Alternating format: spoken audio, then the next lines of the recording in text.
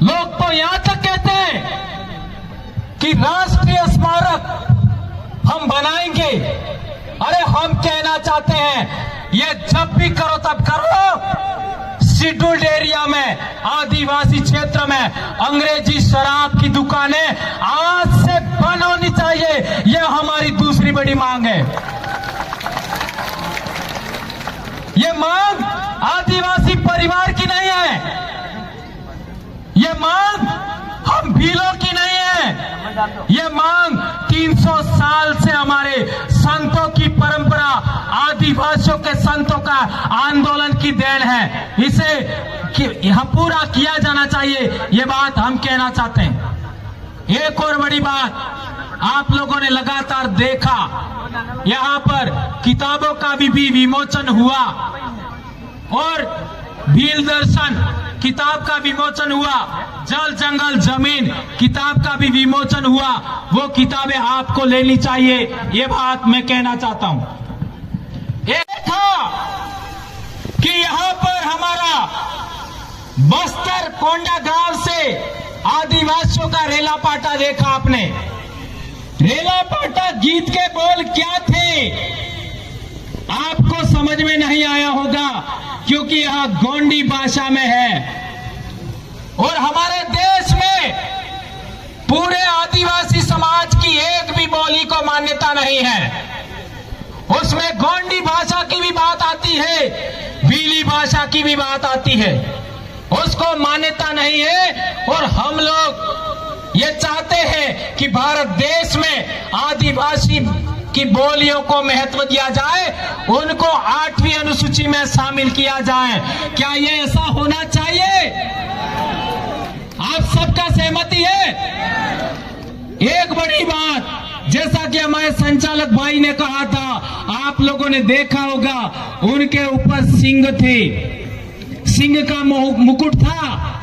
जो लोग मेरे साथ शादी किया, मेरे आसपास शादी किया, उनके भी आपका मोड़ लगता था तो सिंह मोहर लगता था, दोनों तरफ लगता था कि नहीं लगता था?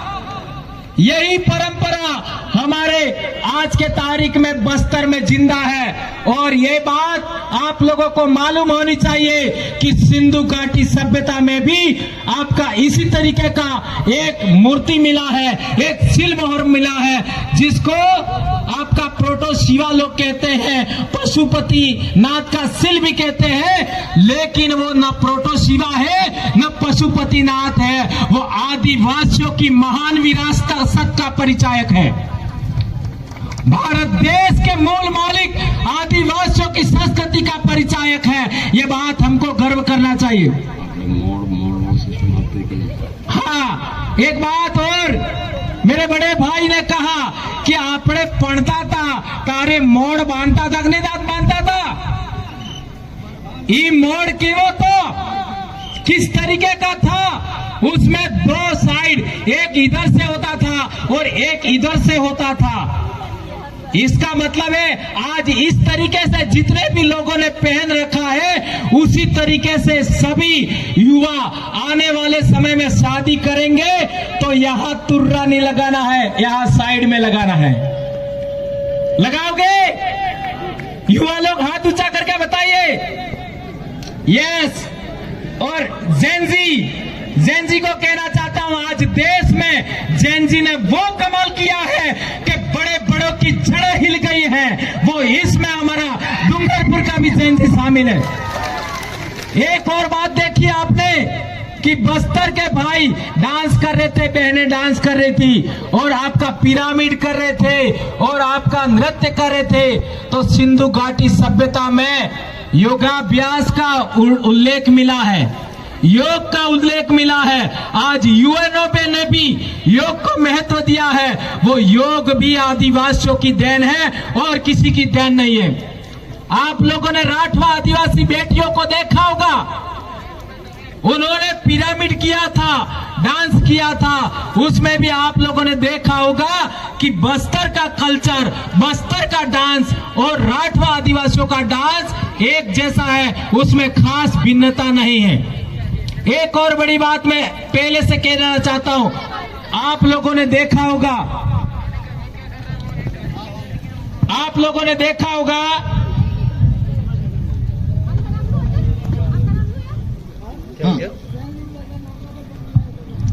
आप लोगों ने देखा होगा कि कई लोग बोलते हैं कि हमारा इतिहास इतने हजार साल से है।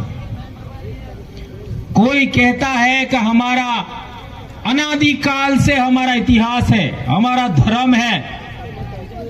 मैं उन सभी लोगों को कहना चाहता हूं कि मध्य प्रदेश में भोपाल के पास भीमबेटका की गुफा है, वो किसकी है? भीमबेटका की गुफाओं में जो चित्र है वो किसका है? ये आज के तमाम युवा भाई, युवा बेटियां, सभी को यह बात मालूम होनी चाहिए कि जब हम लोगों ने शादी किया था, हमारे पहले वाले लोगों ने शादी किया था, उस समय गोत्रेज लगाते थे, बराड़ी लगाते थे और उसकी पूजा होती थी। ये बात सही है कि गलत है? तो आप लोगों को आज की तारीख में जब भी आप शादी करें, गोत्रेज और बराड़ी बनाना है। क्यों बनाना है? ये जो परंपरा गोत्रेज और बराड़ी की परंपरा है, वो भीमबेटका की गुफाओं में भी वो चित्र मिलते हैं और वो चित्र आज से 30,000 साल पुराने हैं। कितने साल? 30,000 साल पुराने। वहां पर करीब 700 से 900 गुफाएं हैं। आज की तारीख में सरकार ने वो पूरी गुफाएं जनता के लिए खोली ही नहीं है। उसमें बहुत सारी बातें हमारे समाज से जुड़ी हो सकती हैं, लेकिन सरकार इसको खोल नहीं रही है। एक दूसरी बात, आज जो ये लड़कियां छोटा उदयपुर वाली आई थी, उनके इलाके में पिठोरा पूजा होता है। पिठोरा पूजा, उसके चित्र देखिए, पिठोरा पूजा की चित्र देखिए, वो सारे चित्र आपका भीमबेटका की गुफा में मिलेंगे।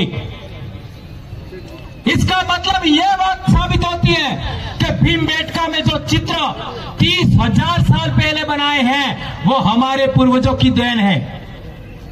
वर्ली आर्ट, ये जहां पर भी ये चित्र जितने बना रखे हैं, वो वर्ली आर्ट में है। जिस तरीके का वर्ली आर्ट हमारा आदिवासी समाज करता है, ऐसा ही भीमबेटका की गुफा में है। ये भीमबेटका नाम भी हमारा नहीं है, ये उन लोगों ने रखा है। इसका मतलब ये बात हुआ कि वर्ली आर्ट नंबर 1, पिठोरा पूजा नंबर 2 और तीसरा हमारा जो बराड़ी या गोत्रेज, ये सिंधु घाटी सभ्यता ही नहीं, भीमबेटका के जमाने से हमारे समाज का अनमोल विरासत आ रहा है, उसको हमें आगे बढ़ाना है। ये बात कहना चाहता हूं। एक बात हमने देखा कि जो आदिवासी बात कहता है वो दूसरे लोग नहीं मानते। जो आदिवासी कहना चाहता है उसको लोग सुनना नहीं चाहते, और जो आदिवासी बात कहता है वो दूसरे लोग करते भी नहीं है। अब बताओ, इस देश का मूल मालिक कौन? आदिवासी। कौन?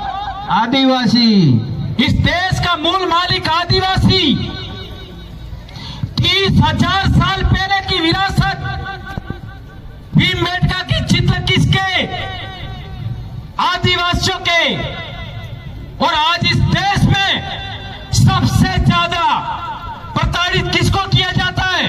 आदिवासियों को। सबसे ज्यादा विस्थापन किसका किया जाता है? आदिवासियों को। और सबसे ज्यादा जेलों में कौन बंद है? आदिवासी।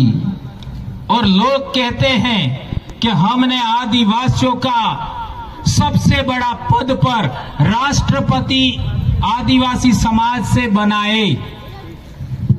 ये बात सही है गलत है? सही है। लोग बोलते हैं। और माननीय हमारी बड़ी बहन राष्ट्रपति महोदया ने कहा कि देश में निर्दोष आदिवासी जेलों में बंद हैं, उन्हें रिहा किया जाना चाहिए।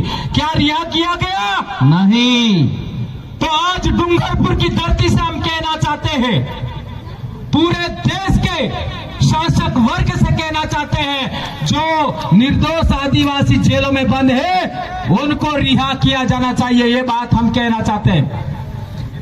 क्या ये बात होनी चाहिए? बताइए हाथ ऊंचा करके कौन कौन ये चाहते हैं। ये फोटो ले लीजिए। देश भर में जेलों में बंद आदिवासी हैं, उनको रिहा किया जाना चाहिए। ये हमारी पहली बड़ी मांग है।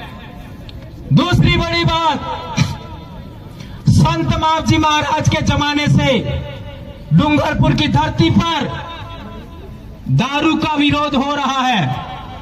दारू नहीं बिकना चाहिए, ये बात हो रहा है। इसके बाद संत सुरमाल महाराज ने आंदोलन चलाया। लुसाडिया ही नहीं, डूंगरपुर, आपका उदयपुर के इलाके में, और उन्होंने भी बोला कि दारू बंद होना चाहिए। और इसके आगे हम देखते हैं,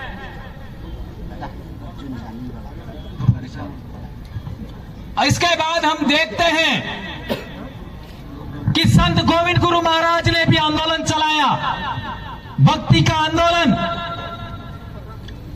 उसमें भी दारू के विरोध की बात हुई। दारू बंदीकरण होना चाहिए। और हमारे 1507 वीर भगत मानगढ़ पर अंग्रेजों की गोलियां और दूसरे लोगों की गोलियों का शिकार हुए। इसका मतलब है संत मावजी, संत सुरमाल महाराज और संत गोविंद गुरु महाराज का आंदोलन आज 300 साल हो गया। क्या सरकारों ने दारू बंदीकरण किया? नहीं किया है। तो 300 साल का हमारा आंदोलन, हमारे बाप दादाओं का, हमारे संतों का, जिन्होंने इतना बलिदान दिया मानगढ़ पर, उनका क्या हुआ?